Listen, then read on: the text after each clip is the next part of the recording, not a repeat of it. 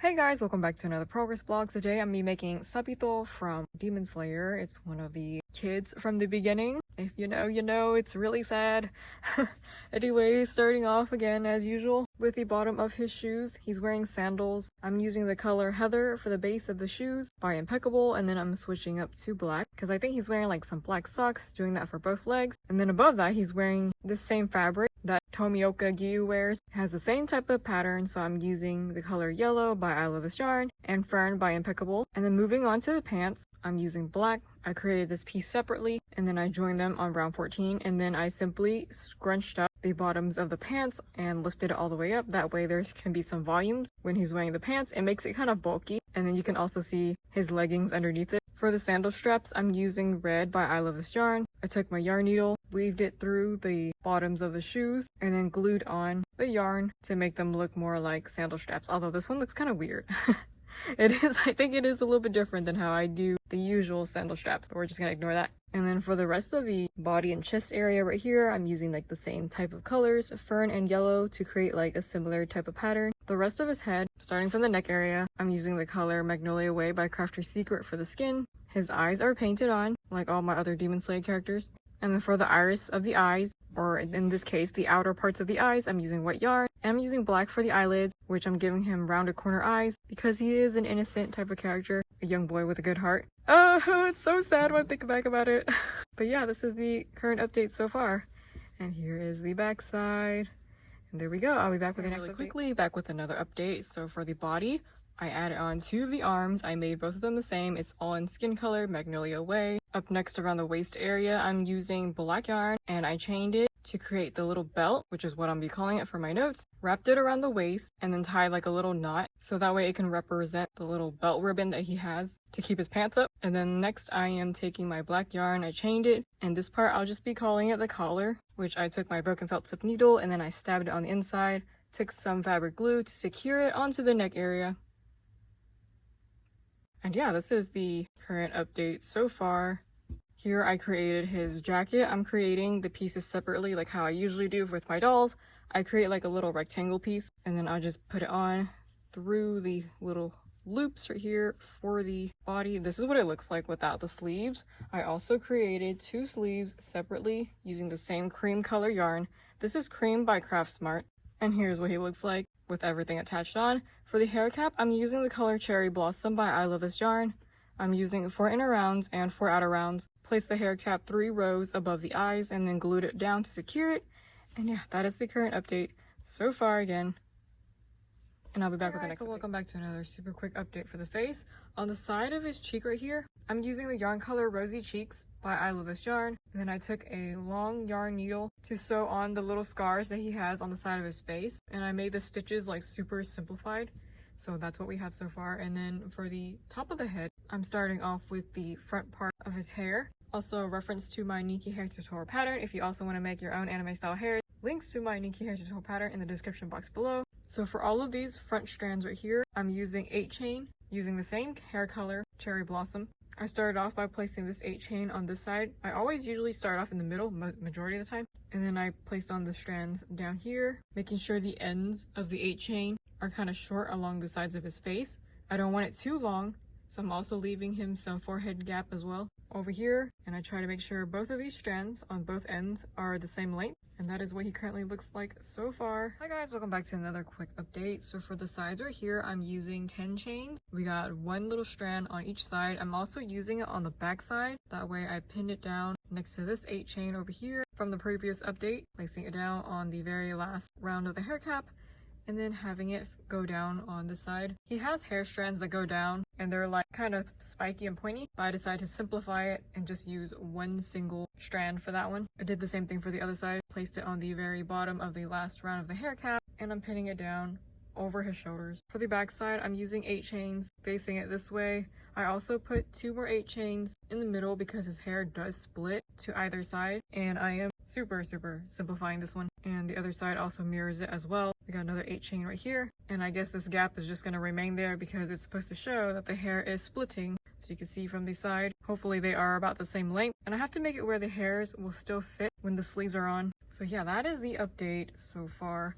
I think everything is fitting nicely. I think I'll go ahead and take these off, and this is what the hair will look like without the sleeves on it. So yeah, there's this huge gap. That way the sleeves can fit properly. I'll also add up more 8 chains on the sides of his hair, have him poking out and whatnot, and then filling up the rest with 8 chains.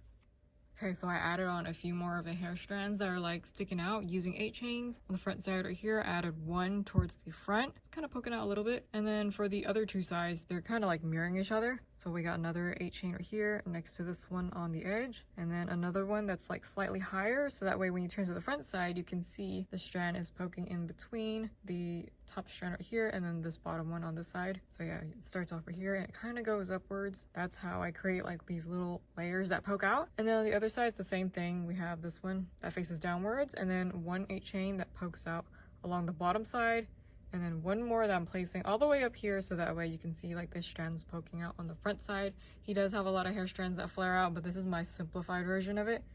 And the rest of this, all of the space will be completely filled with 8 chains. Just shove them in like a piece of puzzle and hopefully it fits nicely. And that is what it looks like so far. Welcome back to the final update for the hair. I have completely finished off the back side with 8 chains.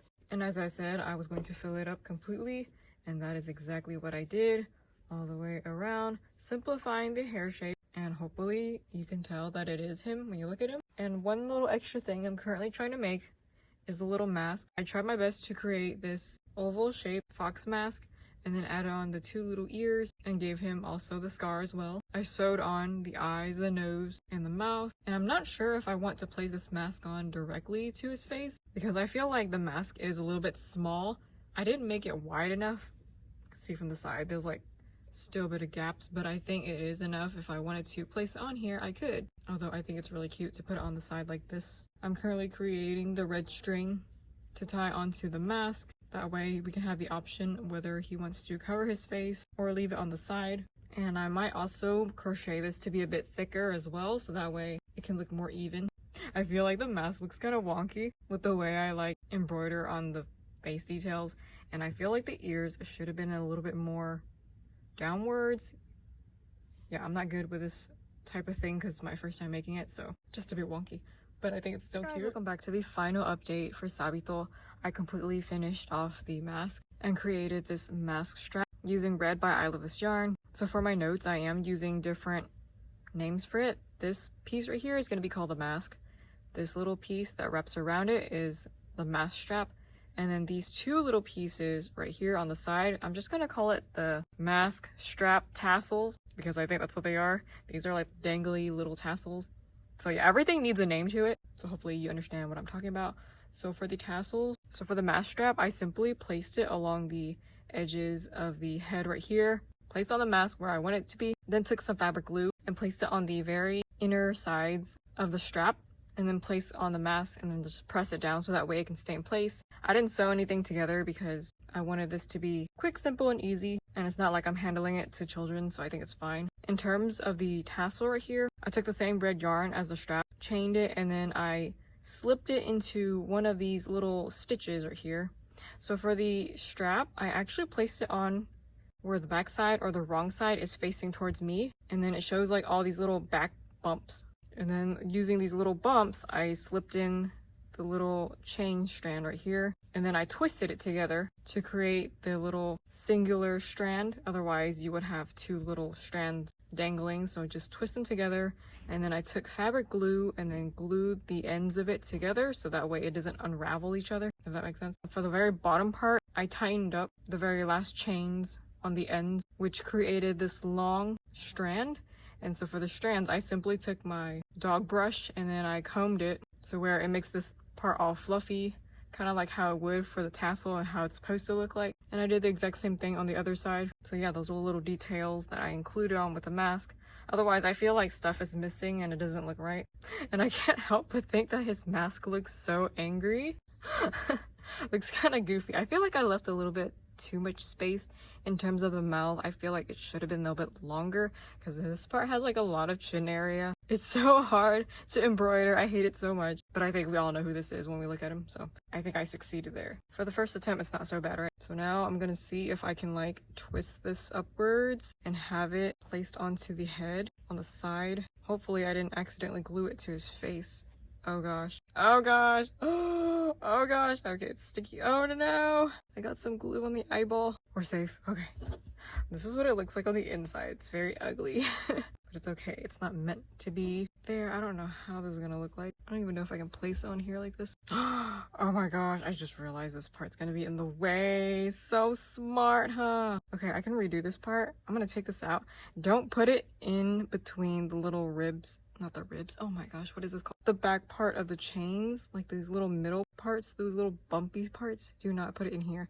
You should put it completely over this so that way you can move this part. I'm so dumb. Okay, I just realized how this is supposed to work. I'm looking at this other reference picture and like this part is supposed to be on this side when the mask is on this side. That makes sense. I'm gonna go ahead and redo this entire thing. Guys, I'm back, and after fixing it up, I added it to the side right here. So now I'm able to move this as I please. Like if I wanted to place the mask back on, I can like move this, twist it over so that way it can look how it's supposed to look on his face. And then when I move it to the side, I can just move it to the side over here and have it dangle where it should be. Oh my gosh, I'm so happy about this. I didn't think I was gonna be able to do this. And I think I will display him with his mask like this so that way you can see the mask and also his face at the same time. That is so cool. I feel like these little tassels should have been done better.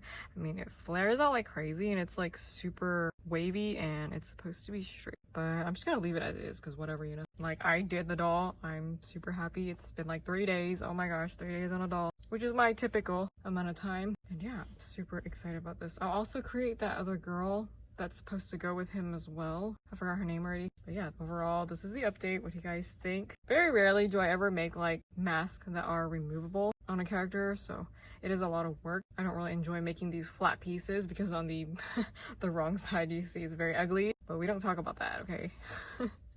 There we go. Sabito is finally completed. I didn't want to forget about him. Somebody mentioned that I should make him, so I did. And the girl as well, I'll also be making her. Thanks to those who donate to me monthly on Ko-fi, as it really helps fund my supplies. And I'll be back with another video soon. Bye!